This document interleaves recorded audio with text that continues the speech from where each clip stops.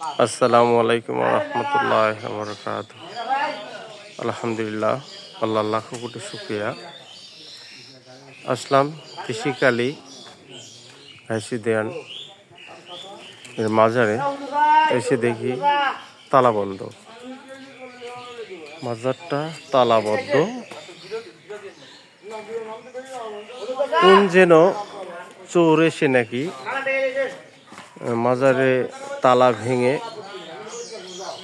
টাকা চুরি করে নিয়ে গেছে, বাস্কর ভেঙে।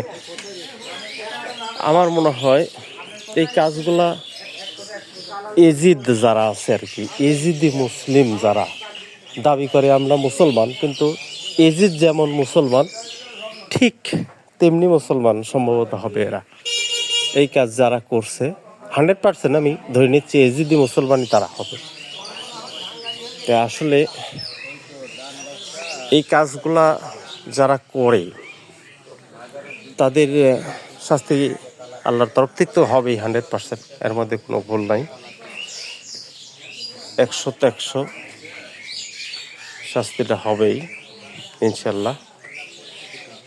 কারণ আল্লাহ পাক আল্লাহর ওলিদের সে পাওয়ারটা দিয়েছেন, ইনশাল্লাহ হবেই, অবশ্যই হবে। তবে আইনিভাবে এর কঠোর একটা উদ্যোগ নেওয়া দরকার। নিয়েছেও আইনিভাবে উদ্যোগটা। যাই হোক, বাজারটা ঘুরলাম, আজকে লোকজনও নাই, আজ বৃহস্পতিবার, বাজারের লোকজনও নাই, ফাঁকা ফাঁকা।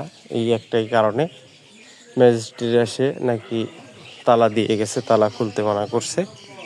যাই হোক, জিয়ারতের জন্য আসছিলাম।